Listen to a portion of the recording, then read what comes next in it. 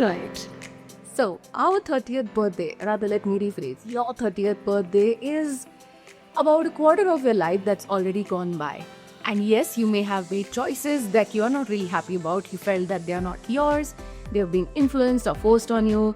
And specifically when you're living in a country like India, there could be so many decisions that are never yours. I hope you understand what I'm trying to say. So what do you end up doing then? Sit back and regret over your choices and decisions that you made and ruin your future as well? Well, the answer is no.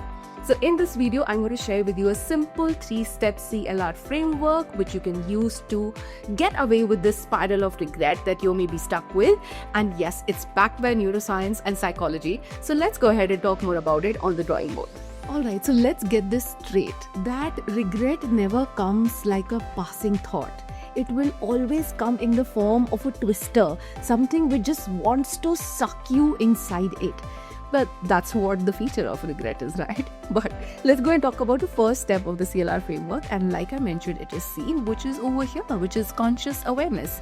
All about just moving your way of thinking from a subconscious mind, which is back over here from amygdala, and bringing it into the prefrontal cortex. So what it happens is regret actually sits over here, which is more about in the subconscious mind, which just believes that things cannot be changed right now. It makes you go back into those situations and think about what if I could have done that, what if I could have done this, and that's the what if scenario that you keep on playing in your head and end up judging yourself so harshly.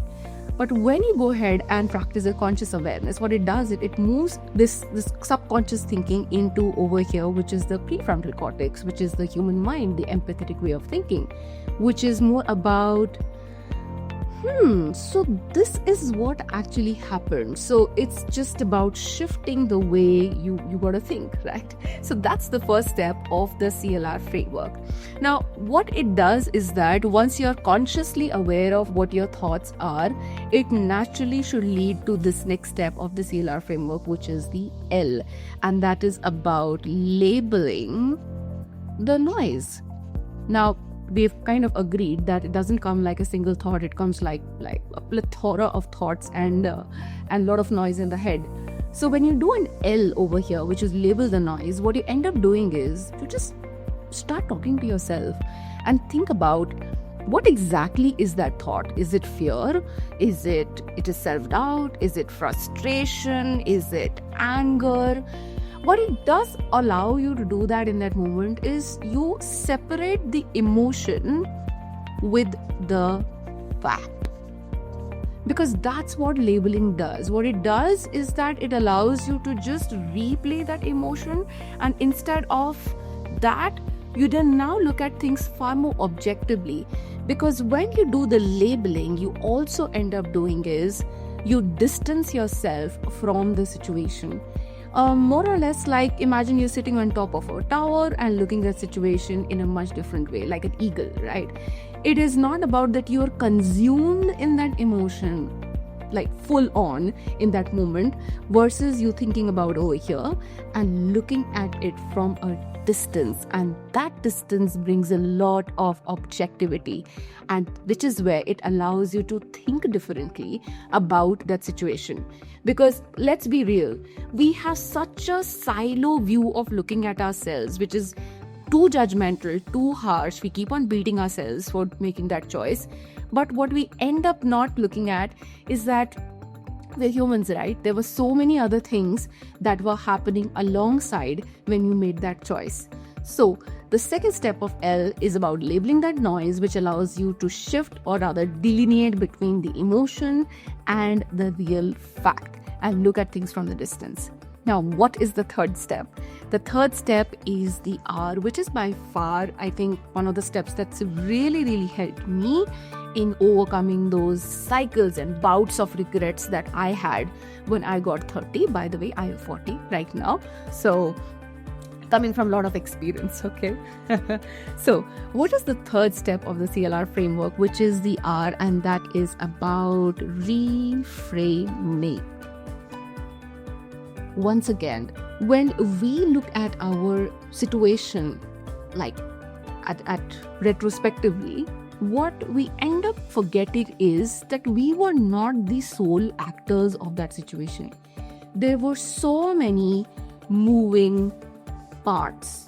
There could be so many people involved, so many emotions involved, so many situations involved. But what we end up doing is we just keep on looking at ourselves and we forget these other moving parts. But this moving parts itself is what brings in lot of value, lot of what we say wisdom, right? That's what we call when we grow older, and this is the wisdom that you need to build. You need to look at so many other moving parts that happen, and that actually naturally frames from the labeling is because when you delineate it, the next step is about reframing. Now, reframing, let me give you a quick example. For example, if you tell yourself that, hey, I messed up, the other way of looking at it or reframing it is that, hey, I learned something so valuable out of it. The other way could be, I lost so much of time, I wish I wouldn't have taken that decision. The other way or other reframing of it looks like, I gained so much wisdom which I didn't have before.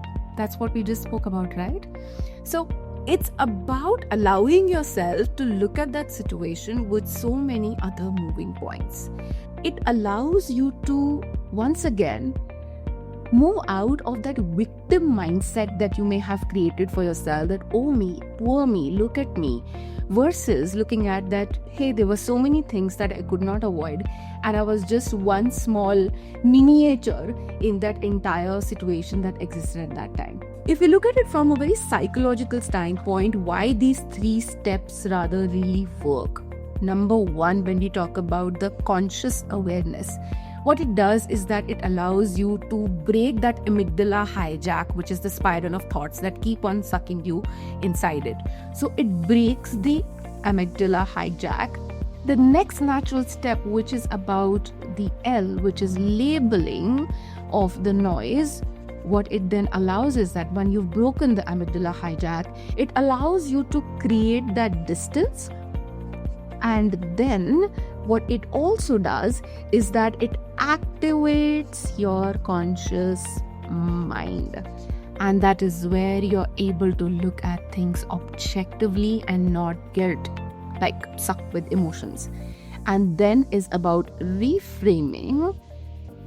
And reframing is all about looking at things differently, but not just that, which you've already done. It's about rewriting your narrative. Because if you don't do that, you would constantly be in that zone, whilst past can never be changed. But what you're doing is, if you get sucked and not use this, you're ruining your present and your future as well. Alright, so let's get this very straight, that your 30s are not meant to go ahead and look back into your life and regret over the decisions that you made. In fact, it's the time that you put your socks on and get on to a lot of action and build a better future. Because regret is a very, very strong and a very, very raw emotion. If you don't, or rather if you give into it, has the ability to consume you.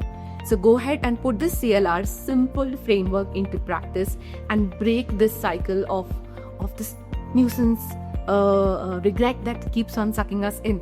So do tell me, how did it go for you? Also ask me any questions if you want. I'll be very happy to help you with this. And of course, everything that I talk to you about you is backed by a lot of research that I personally did.